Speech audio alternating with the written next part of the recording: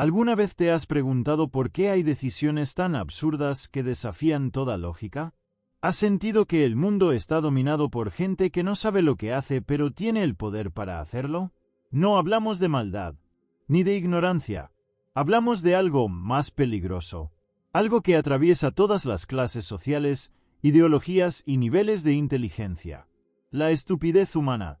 La ves en redes sociales, en tu trabajo, en la política, en la historia, y sí, a veces también en el espejo. Pero, ¿qué es exactamente la estupidez? ¿Se puede medir? ¿Predecir? ¿Evitar? ¿O estamos condenados a vivir bajo su sombra, una y otra vez? En este vídeo, vamos a analizar la estupidez humana desde dos perspectivas impactantes.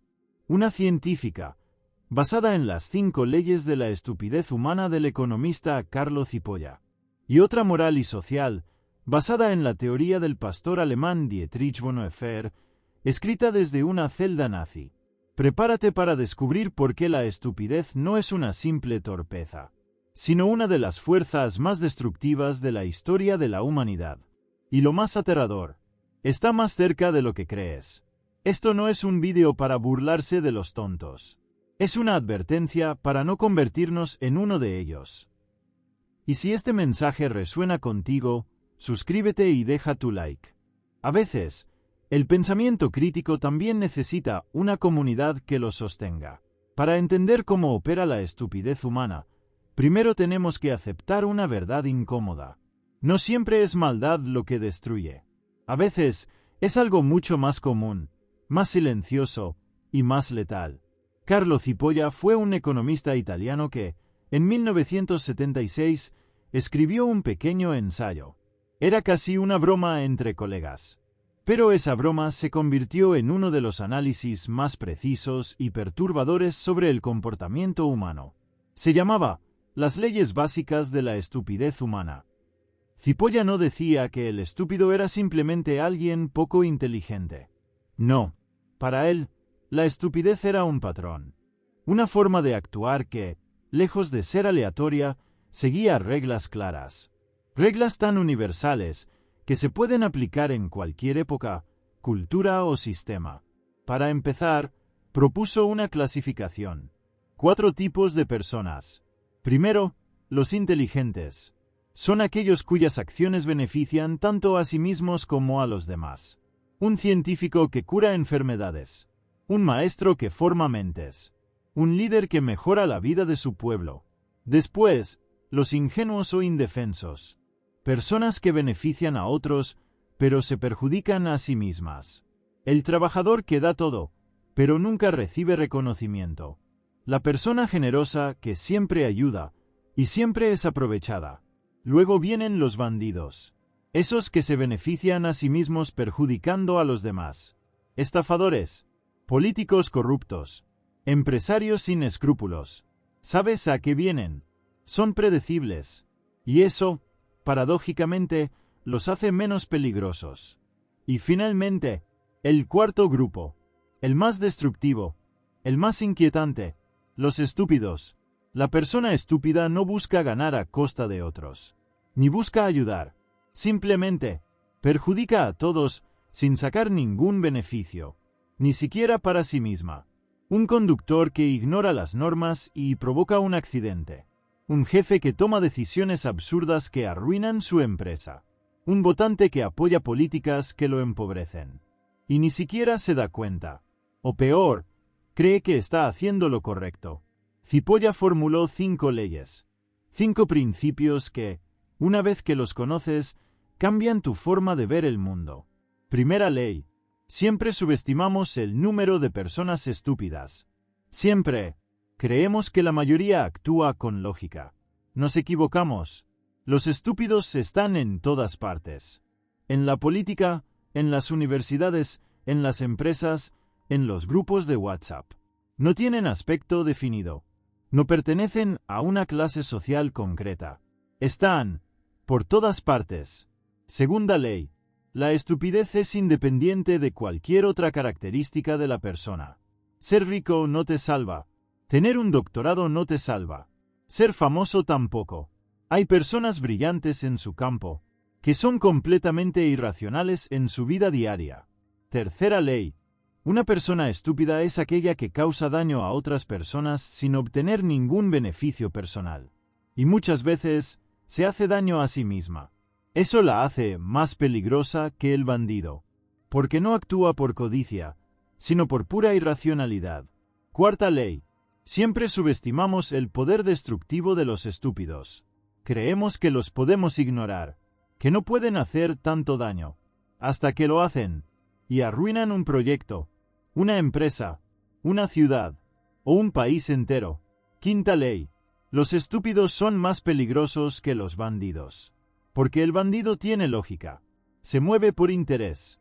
Puedes anticiparte. Puedes negociar. Con el estúpido, no. El estúpido es impredecible.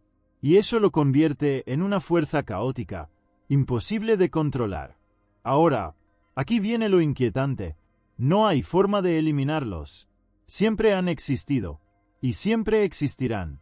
La única opción es entender cómo operan y protegerse de su impacto. Y eso solo es el principio. Porque si una sola persona estúpida puede hacer daño, imagina lo que puede ocurrir cuando la estupidez se vuelve colectiva, organizada, ideológica. Eso es todavía peor. Y para entenderlo, tenemos que ir más allá de la economía, más allá de la lógica, y adentrarnos en el terreno más oscuro de todos. La historia. Hasta ahora hemos visto cómo actúa la estupidez individual, cómo una persona puede hacer daño sin obtener nada a cambio. Pero hay algo todavía más inquietante, más devastador, más difícil de detener. La estupidez cuando se vuelve colectiva. A principios del siglo XX, en una Europa desgarrada por la guerra, la crisis económica y el miedo al cambio, apareció un régimen que lo prometía todo: orden, identidad, orgullo. Y millones lo siguieron sin cuestionar. No todos eran malvados. No todos eran ignorantes. Muchos eran personas comunes. Gente educada, trabajadora, amable. Y sin embargo, apoyaron una maquinaria de odio que llevaría al mundo entero al borde del abismo. ¿Por qué ocurrió esto? ¿Qué hace que una sociedad entera se vuelva contra sí misma?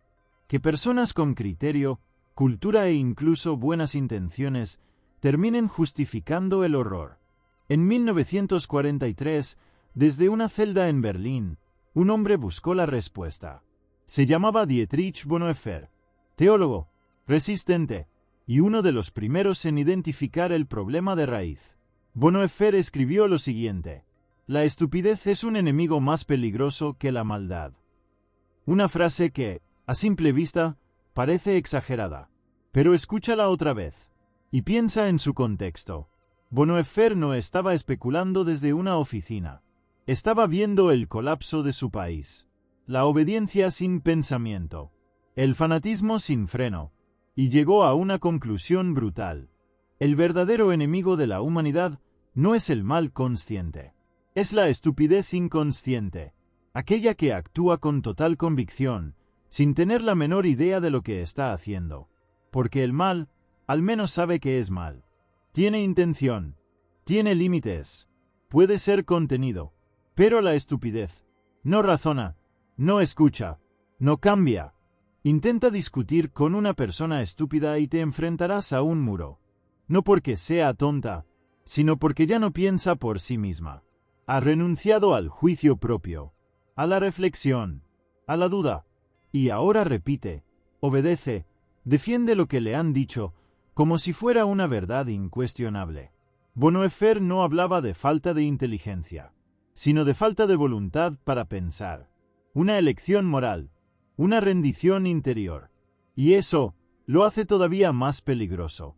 Seguro lo has visto. Alguien que defiende una idea sin entenderla.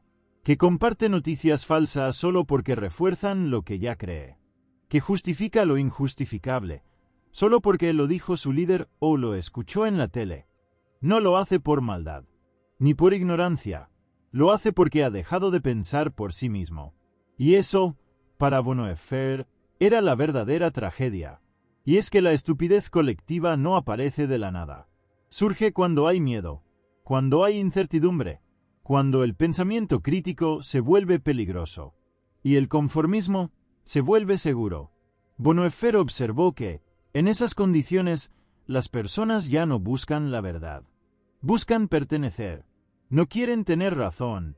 Quieren no quedarse solas. Y así es como se propaga, como una infección mental. Un contagio que transforma ciudadanos en seguidores ciegos, opiniones en dogmas, y mentiras en banderas. Y lo más aterrador es que este fenómeno no terminó con el nazismo.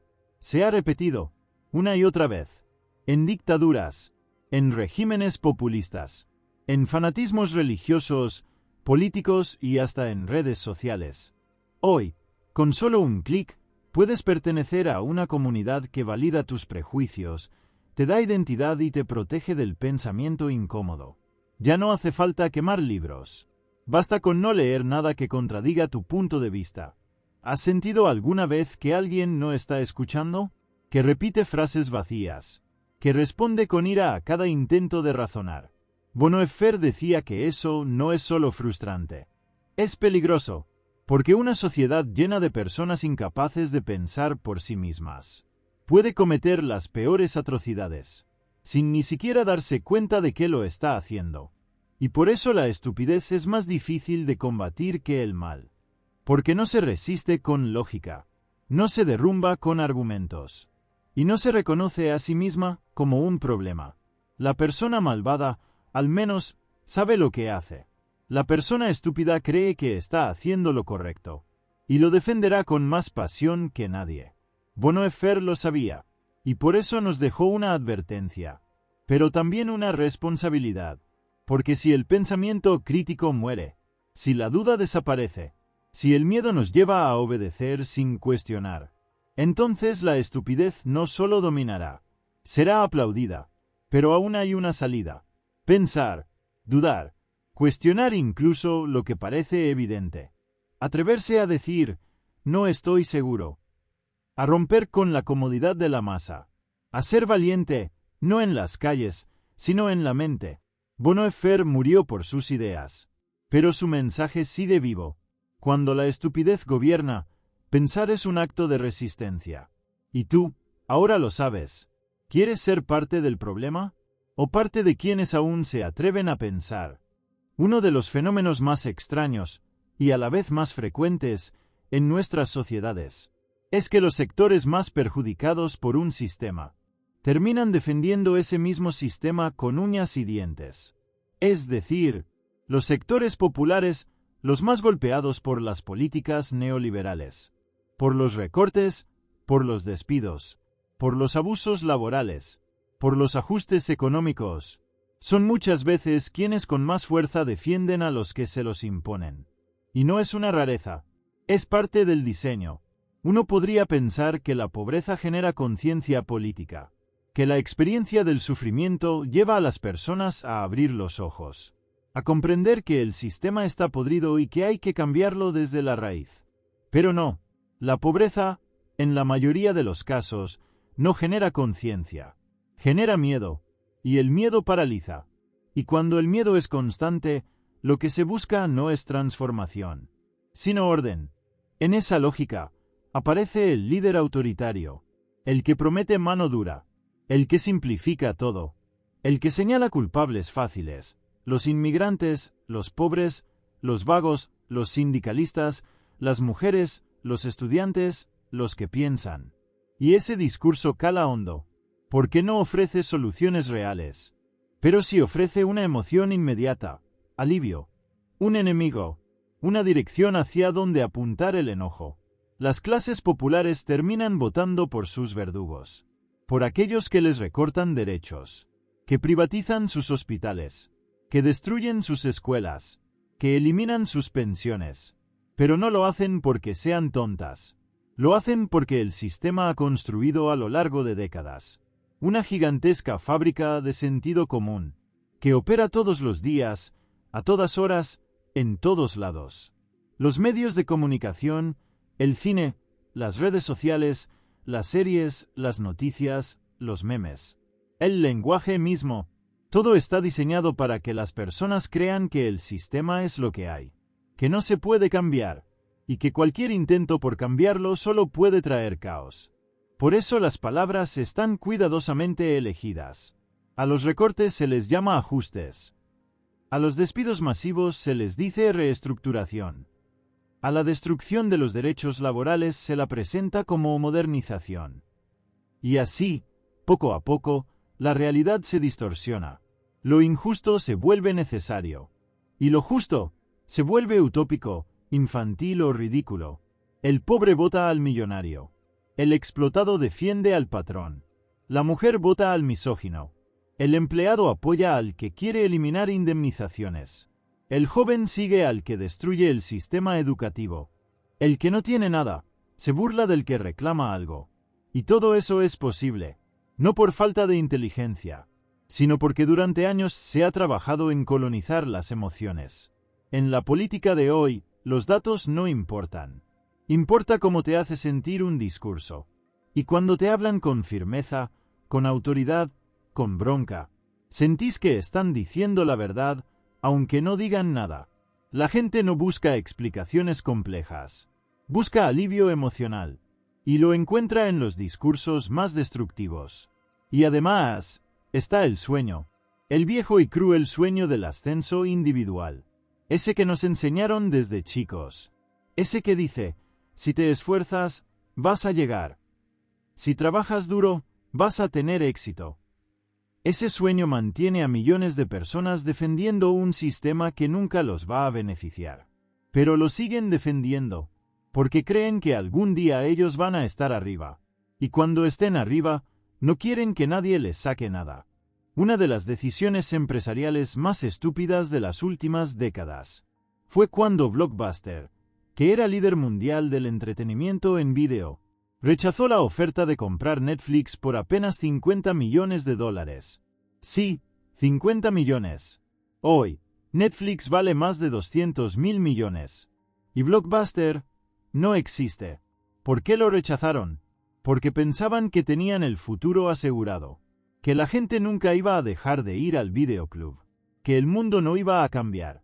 Y así, una empresa gigantesca, con todos los recursos, tomó una decisión estúpida, desconectada de la realidad, aferrada a una idea que ya no funcionaba. Lo mismo pasa en política. Millones de personas se aferran a modelos que ya no funcionan, a partidos que ya no los representan, a ideas que ya no los incluyen, y lo hacen con más fuerza que nunca, porque aceptar que estaban equivocados sería devastador. El sistema sabe que la verdad no importa tanto como la repetición. Y entonces repite, el problema son los planes sociales. El problema es la gente que no quiere trabajar. El problema son los inmigrantes. El problema es el Estado. Y cuanto más se repite una mentira, más verdadera se vuelve. No porque tenga lógica, sino porque suena familiar. Y lo familiar tranquiliza. Este no es un fenómeno aislado. Es estructural. Es global. Y está sostenido por una red de medios, discursos, emociones y desesperación. La gente no vota contra sus intereses porque quiera sufrir. Lo hace porque cree que está eligiendo lo mejor. Porque se lo han hecho creer. Porque no tuvo otra opción real. O porque la única opción que vio fue el miedo. Entonces, ¿qué se hace ante esto? No alcanza con explicar datos. No alcanza con decir la gente se equivoca.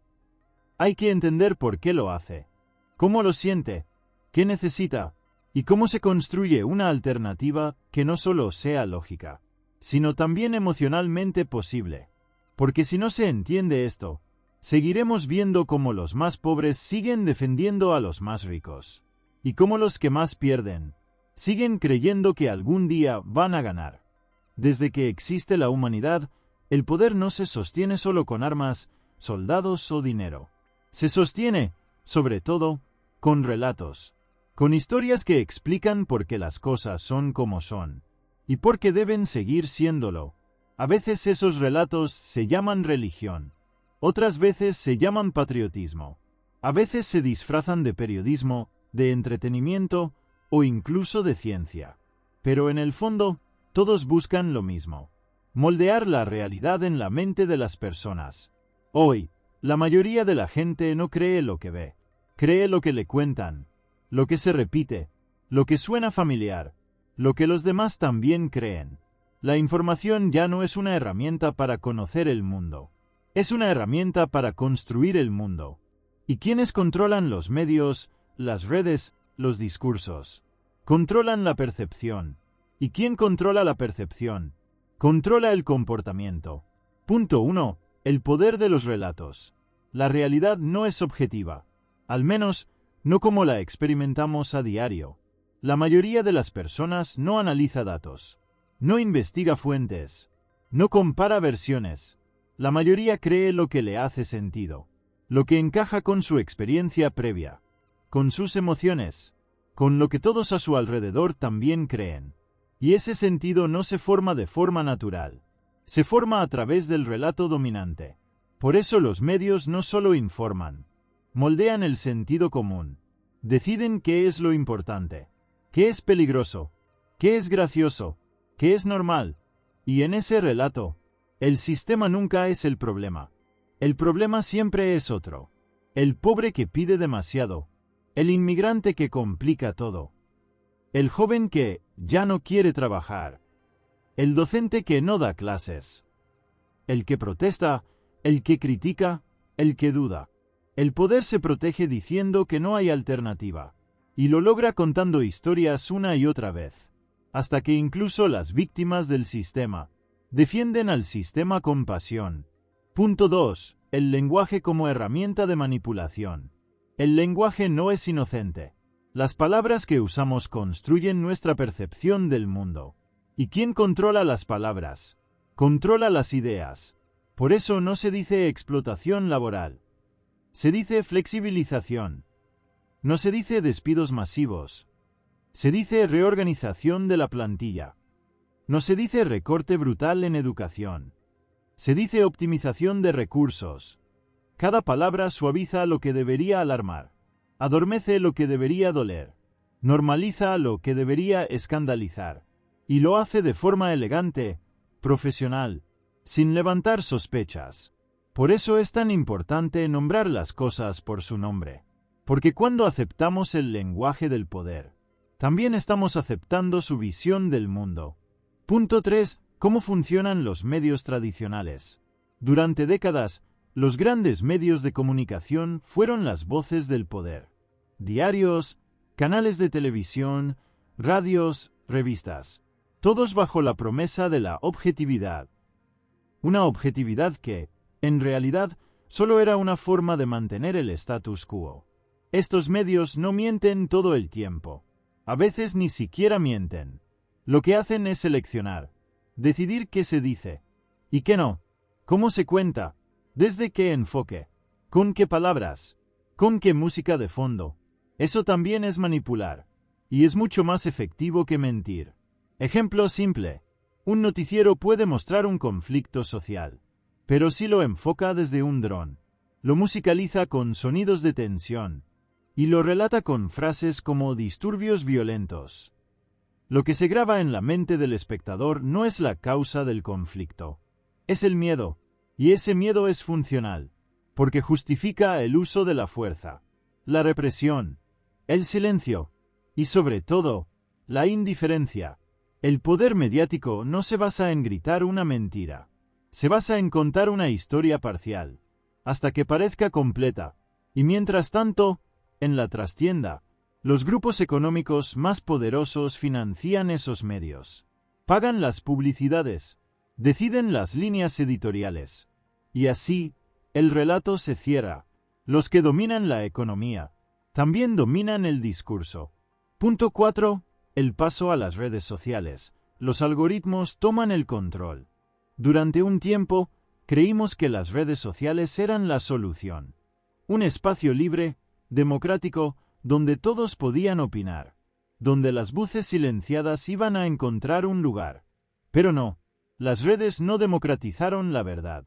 La fragmentaron, la mercantilizaron, la convirtieron en contenido viral.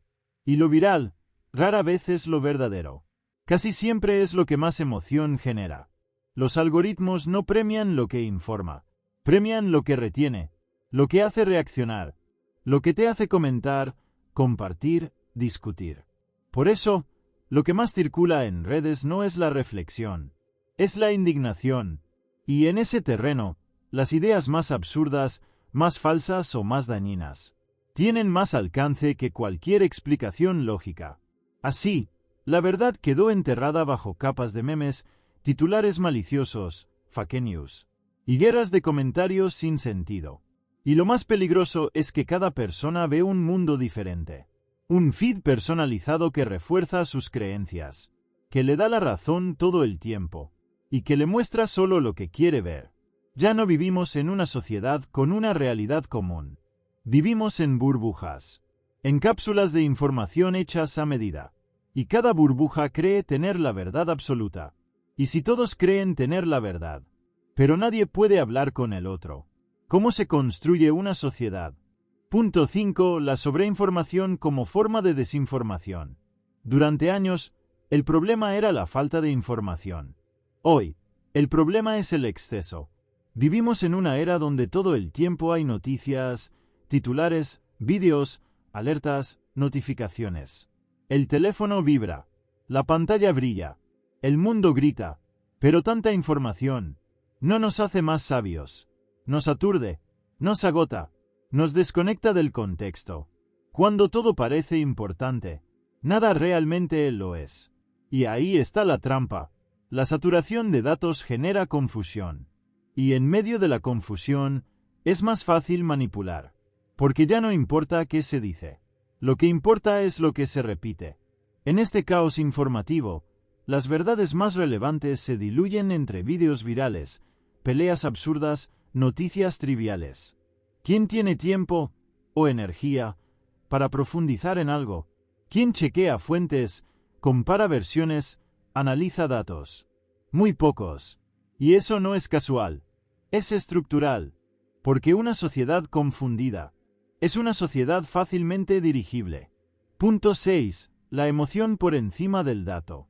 Una noticia falsa con carga emocional es mucho más poderosa que una verdad aburrida.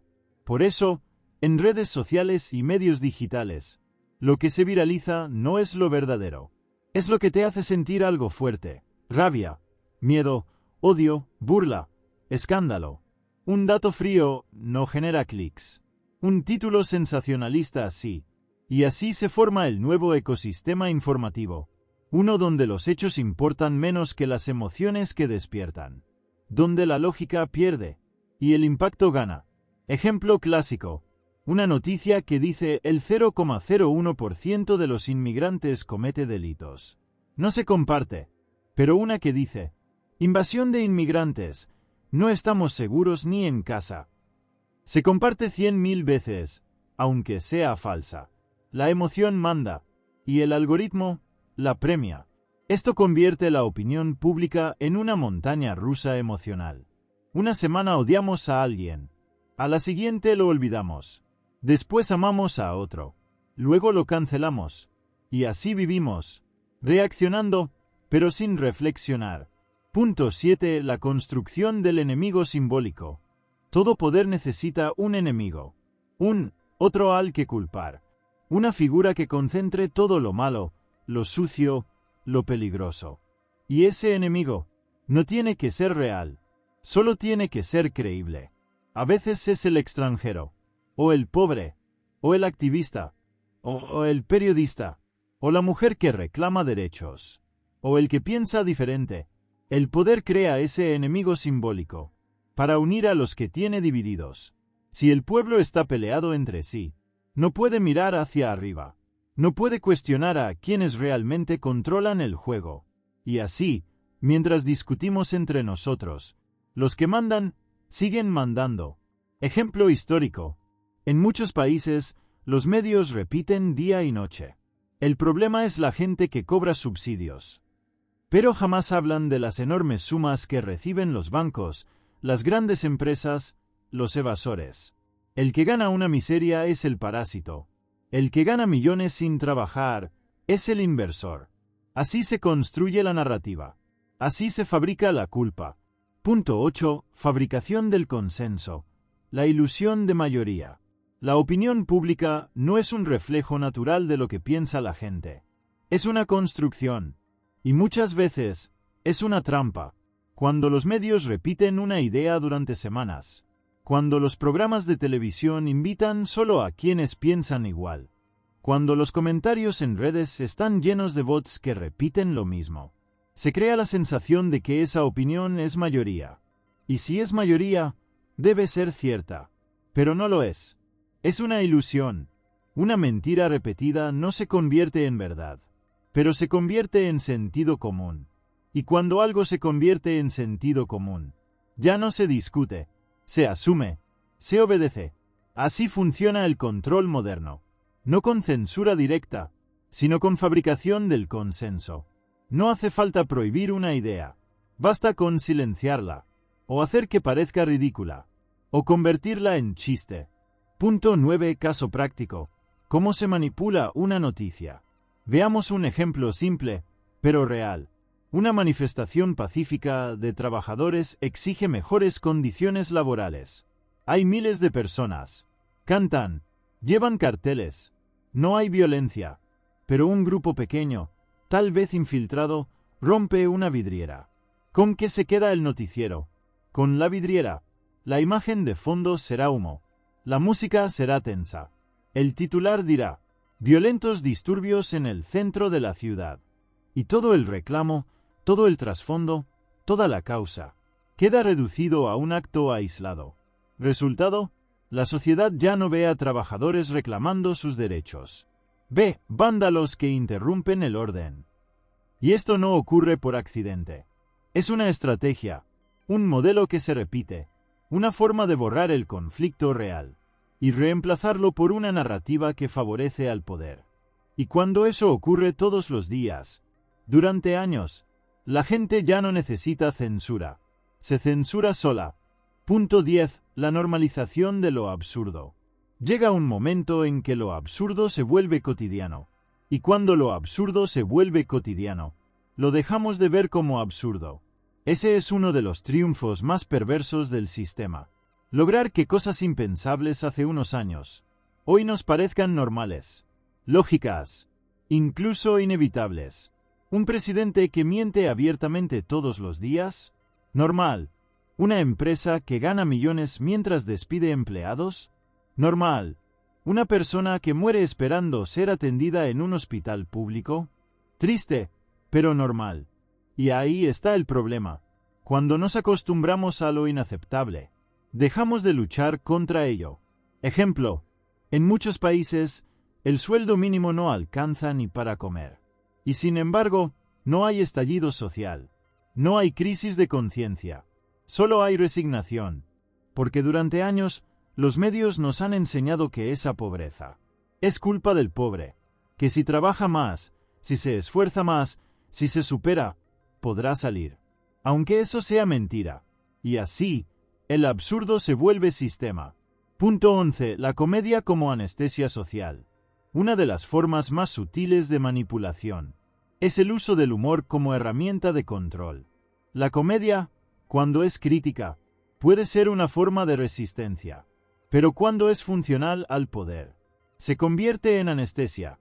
Nos reímos de los políticos corruptos, nos burlamos de los pobres, hacemos memes de tragedias sociales, parodiamos la violencia institucional. Y mientras reímos, dejamos de pensar. El humor nos da una válvula de escape, pero también puede transformarse en una trampa emocional. Porque cuando todo es motivo de chiste, nada se toma en serio. Y si nada se toma en serio, nada se transforma. Ejemplo, programas que se burlan de la política, pero nunca cuestionan el sistema. Comediantes que se ríen de la pobreza, pero nunca de los millonarios que la provocan. Es una risa que no incomoda, una risa que adormece, una risa que neutraliza la indignación. Punto 12. ¿Cómo los medios castigan al que piensa diferente? Los medios no solo crean sentido común, también crean castigo social. Cuando alguien se atreve a decir algo diferente, a cuestionar el relato dominante, a señalar al verdadero poder, es rápidamente atacado, ridiculizado, deslegitimado. Se lo llama extremista. Se lo acusa de estar ideologizado. Se lo tilda de resentido, de populista, de antipatriota. Y así se lo expulsa del debate. No se lo rebate con argumentos. Se lo cancela con etiquetas. Es una forma moderna de censura. Más elegante, más eficaz, porque ya no hace falta silenciar una voz. Solo hace falta aislarla. Ejemplo real. Un economista que critica el modelo neoliberal es expulsado de los medios.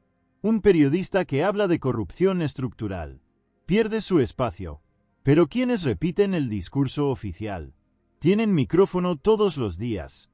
Así se entrena a la audiencia. Así se enseña lo que se puede decir y lo que no. Punto 13. La autocensura, el miedo a quedar afuera.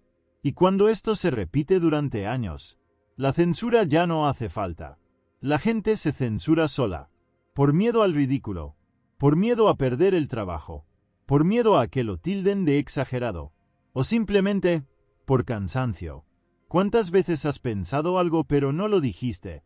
¿Cuántas veces viste una injusticia y preferiste no meterte? ¿Cuántas veces callaste por no parecer conflictivo? Esa es la autocensura. Silencio disfrazado de prudencia.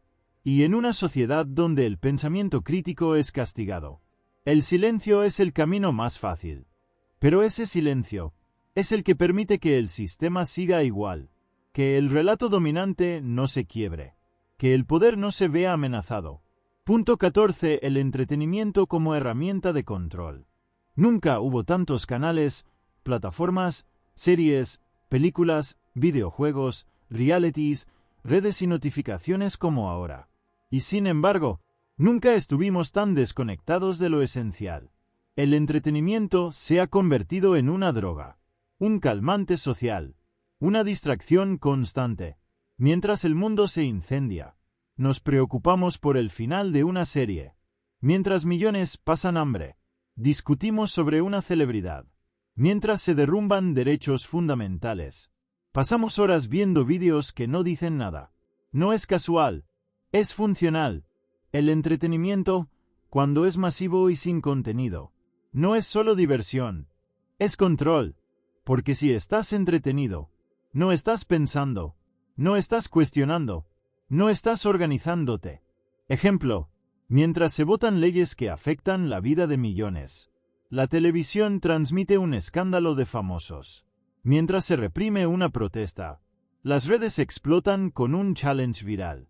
Y así, se desvía la atención, se diluye el conflicto, se apaga la conciencia. Esto no significa que no debamos reír, disfrutar, desconectarnos a veces. Pero cuando el entretenimiento se vuelve permanente, cuando reemplaza a la realidad, cuando tapa el dolor colectivo, entonces deja de ser inocente. Los medios, las redes, el lenguaje, el humor, el entretenimiento. Todo forma parte de un ecosistema que moldea nuestra forma de ver el mundo. Y si no aprendemos a cuestionarlo, si no lo analizamos, si no desarrollamos herramientas para resistirlo, terminamos siendo consumidores pasivos de un relato que no escribimos, pero que define nuestras vidas. Punto 15. ¿Cómo se rompe este círculo? Camino a la desintoxicación informativa. Después de todo esto, puede parecer que no hay salida, que estamos atrapados en un sistema diseñado para confundirnos, anestesiarnos y dividirnos. Y en parte, es cierto. El sistema está muy bien hecho. Funciona como un reloj. Y no se va a romper solo. Pero no todo está perdido. Porque, a pesar de todo, todavía podemos pensar. Todavía podemos recuperar el control sobre lo que consumimos, lo que creemos y lo que compartimos. Aquí no se trata de desconectarse del mundo. Se trata de reaprender a mirar, a distinguir, a elegir, a resistir desde algo tan básico y tan poderoso como el pensamiento crítico. Primer paso, cuidar lo que consumes. No toda la información es buena solo por existir. No todo lo que circula es valioso. No todo lo que se comparte se merece tu atención. Así como cuidas lo que comes, empieza a cuidar lo que ves, lo que lees, lo que escuchas, Pregúntate siempre, ¿quién lo dice? ¿Por qué lo dice? ¿A quién beneficia esta versión? Desconfía de los titulares explosivos. Desconfía de las noticias que solo apelan a tus emociones. Desconfía de lo que confirma todos tus prejuicios. No para cerrarte, sino para abrirte al pensamiento real. Segundo paso, desacelerar. El bombardeo constante de información genera ansiedad. Y la ansiedad bloquea el pensamiento. Nos vuelve reactivos, impulsivos, ciegos. Por eso, necesitamos pausas. Momentos de silencio. Espacios para procesar, para digerir, para contrastar, leer en profundidad, escuchar completo, ver más allá del titular. Pensar lleva tiempo, y en un mundo que va rápido, pensar se vuelve revolucionario. Tercer paso, conversar de verdad. Las redes sociales nos hicieron creer que estábamos más conectados, pero en realidad nos llenaron de monólogos paralelos. Nadie escucha. Todos gritan. Romper el círculo implica volver a conversar, cara a cara, con personas que piensan distinto, sin necesidad de ganar, solo para entender, para construir una mirada más amplia, más humana. La verdad no se encuentra en un solo lugar, se construye entre muchos, y para eso hay que hablar, y sobre todo, hay que escuchar. Cuarto paso, cuestionar el entretenimiento. No todo lo que entretiene es malo, pero no todo lo que entretiene es inocente. Hay que preguntarse, ¿por qué esta serie está en el top 10? ¿Por qué esta historia se repite tanto? ¿Qué valores me está transmitiendo esta película? No hace falta dejar de ver. Hace falta ver distinto, con una mirada activa, crítica, presente. Quinto paso, organizarse. El pensamiento individual es importante, pero no alcanza. Porque este sistema no se combate solo desde el sofá. Hace falta organización, redes de pensamiento, comunidades críticas, grupos de lectura, de análisis, de resistencia. Espacios donde se compartan herramientas, no consignas. Donde se forme pensamiento colectivo, no nuevas burbujas. Si el sistema organiza la mentira, nosotros tenemos que organizar la conciencia. Punto 16. Hoy, más que nunca, estamos rodeados de pantallas, de estímulos, de mensajes que nos dicen cómo vestir, cómo pensar, a quién odiar, a quién seguir. Nos gritan todo el tiempo, nos distraen, nos anestesian, nos aceleran, y mientras tanto, el mundo real espera. Las injusticias siguen, los derechos se erosionan, la desigualdad crece, pero ahora lo sabes. Y saber duele, porque no hay vuelta atrás. Una vez que ves el mecanismo, no podés desverlo. Una vez que entendés cómo funciona la máquina, empezás a buscar la forma de romperla. Y esa búsqueda es el principio de todo. No queremos que te conviertas en un paranoico, ni en un ermitaño, ni en alguien que vive con miedo. Queremos que seas alguien que piensa, alguien que, aunque esté rodeado de ruido, decide hacer silencio para escuchar. Alguien que, aunque pueda repetir lo mismo que todos, elige hacerse una pregunta más. Alguien que, aunque sepa que está solo, sabe que no está loco. Porque cuando empezás a pensar, ya estás resistiendo. Cuando empezás a cuestionar, ya estás creando grietas. Y cuando compartís esa grieta con otros, el muro empieza a caer. Podrán tener los medios, las redes, el dinero, la maquinaria, pero mientras haya una mente que piensa, una palabra que incomoda, una pregunta que resiste, nada está perdido. ¿Se puede romper el ciclo? ¿Es posible despertar? Después de ver todo lo que hemos explorado hasta ahora, es fácil sentirse abrumado, cansado, incluso derrotado, porque la maquinaria que hemos descrito no es nueva. Es vieja, está bien aceitada, y parece invencible. Los medios, las redes, la cultura, la política, todo parece girar alrededor del mismo eje. Mantener las cosas como están. Entonces, la pregunta aparece como un susurro. ¿Vale la pena pensar? ¿Vale la pena resistir? Hay una paradoja dolorosa en todo esto. Y es que saber, a veces, no alivia. A veces, saber duele más que ignorar. Cuando alguien empieza a ver la estructura del sistema, no siente poder, siente impotencia, siente soledad, siente rabia, porque ahora entiende, pero no sabe qué hacer con eso. La verdad no siempre libera. Nos han dicho que la verdad te hará libre. Pero no siempre es así. La verdad, al principio, te deja en shock, te aísla, te obliga a desaprender todo lo que dabas por hecho. Ver la verdad implica entender que todo lo que te rodea está diseñado para confundirte. Que tu educación, tu entretenimiento, tu idea de éxito, todo eso pudo haber sido una mentira funcional al sistema. Y cuando te das cuenta de eso, el suelo tiembla. Quizás estás ahí ahora mismo, sintiendo que todo esto es demasiado, que nada cambia, que nadie escucha, que pensar no sirve. Pero ahí, en ese punto exacto, es donde comienza la verdadera resistencia. No cuando crees tener todas las respuestas, sino cuando decides seguir haciendo preguntas. La esperanza no está en el sistema, está en las grietas. El sistema parece perfecto, sólido, eterno, pero no lo es. Está lleno de grietas, pequeñas fisuras por donde se cuela la luz, espacios donde la conciencia brota, donde las personas despiertan, se encuentran, se organizan. Esas grietas no suelen estar en los grandes escenarios. No están en la televisión, ni en los partidos políticos, ni en las celebridades. Están en lo cotidiano, en una charla con alguien que duda, en un grupo de personas que decide leer juntas, en una escuela que enseña a pensar, en una comunidad que resiste. Las grandes transformaciones no empiezan con multitudes. Empiezan con una persona que se hace una pregunta incómoda, y luego con otra, y luego con otra más, hasta que un día, las preguntas se vuelven imposibles de ignorar.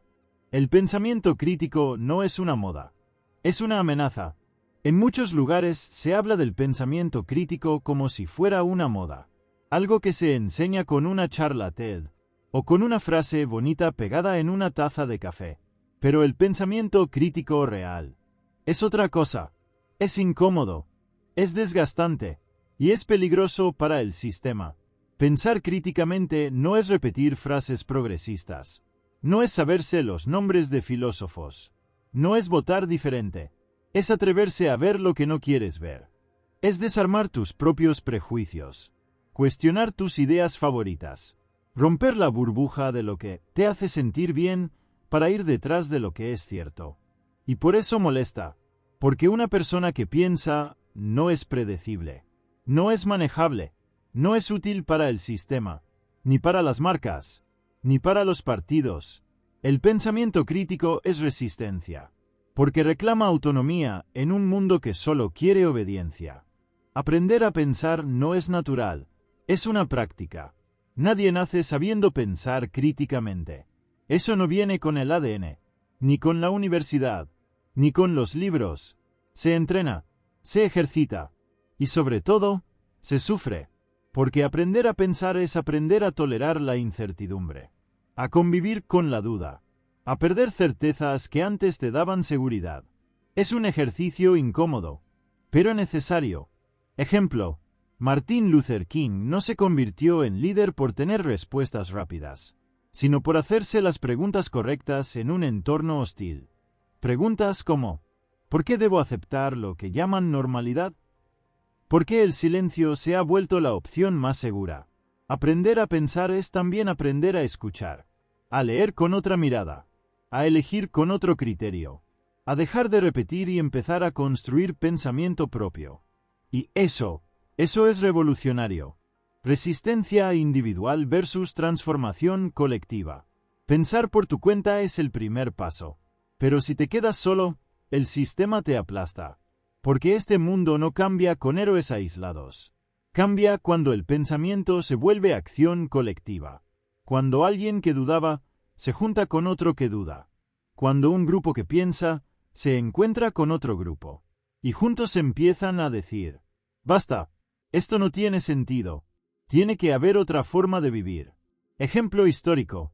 En los años 70, en plena dictadura en Argentina, Hubo un grupo de mujeres que empezó a marchar cada jueves en Plaza de Mayo.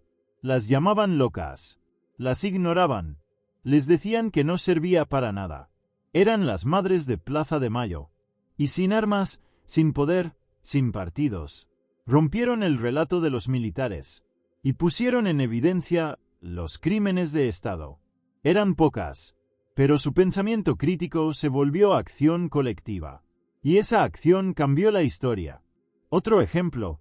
Durante el apartheid en Sudáfrica, Nelson Mandela pasó 27 años preso por pensar distinto, por organizar, por resistir, y aunque lo intentaron silenciar, su pensamiento se volvió semilla. Y esa semilla germinó en miles de personas que, juntas, derribaron uno de los sistemas más racistas y brutales del siglo XX. La historia no la cambian las mayorías que obedecen. La cambian las minorías que piensan, resisten y se organizan. Lo que el sistema más teme, gente que piensa y gente que se organiza. La historia es clara. Los momentos de mayor represión, censura y persecución ocurren cuando la gente empieza a despertar, cuando ya no creen en los discursos de siempre, cuando se cuestionan lo que parecía incuestionable, cuando se animan a hablar, aunque nadie los escuche. Eso es lo que más asusta al poder. No es el terrorismo, no es el caos, no es la protesta violenta. Lo que asusta al poder es la conciencia colectiva. Ejemplo actual. En Chile, en 2019, una subida del transporte público provocó una reacción social que sorprendió al mundo. No fue solo por el precio. Fue la gota que rebalsó el vaso. La gente se organizó, salió a las calles, cuestionó el modelo neoliberal, exigió una nueva constitución. Y aunque el proceso fue difícil, complejo, lleno de obstáculos, demostró que cuando el pensamiento crítico se junta con la acción colectiva, el sistema tiembla. Y tú, que estás escuchando esto, tienes más poder del que crees.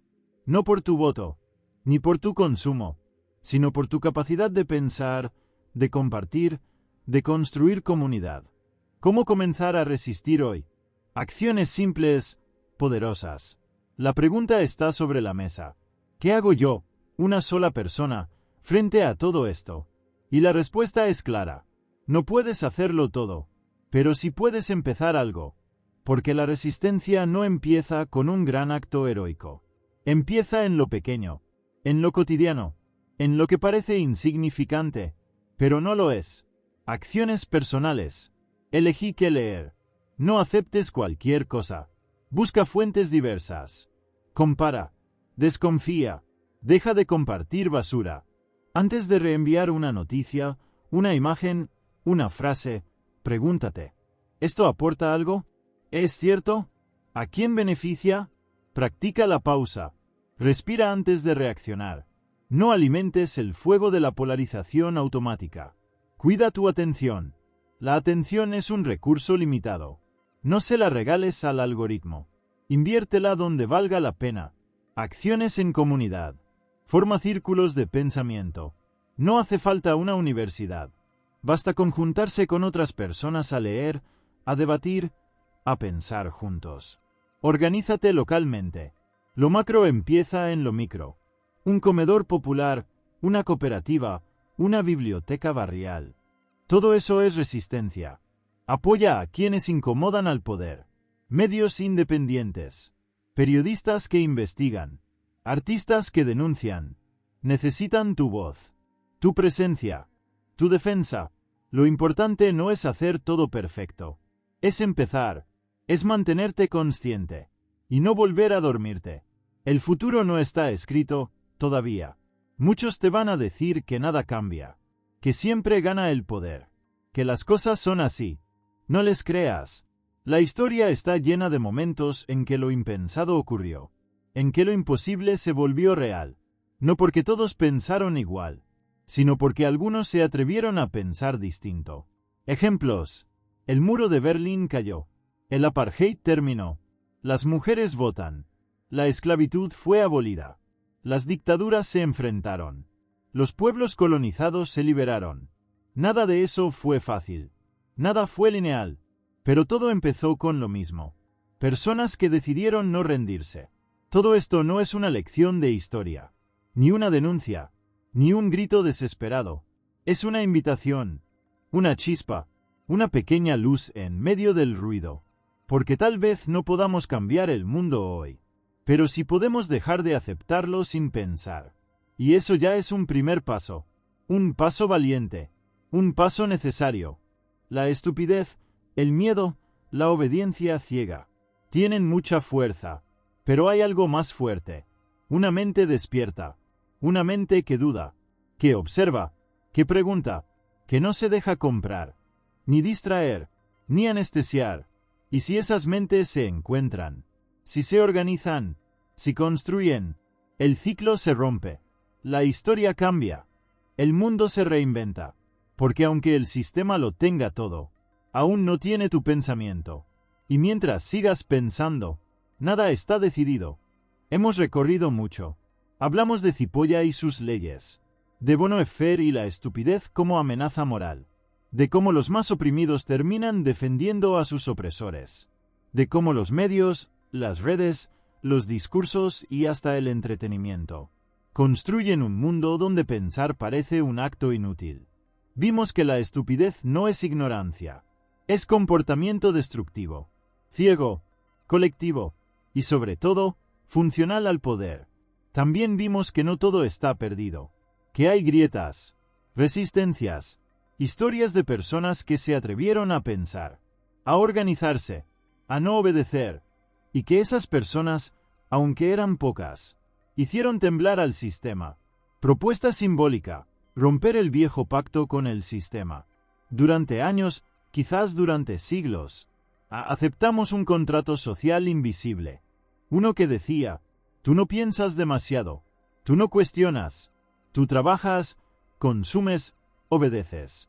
Y a cambio, te dejamos vivir tranquilo, con alguna comodidad, con alguna promesa de ascenso, con algún pequeño sueño.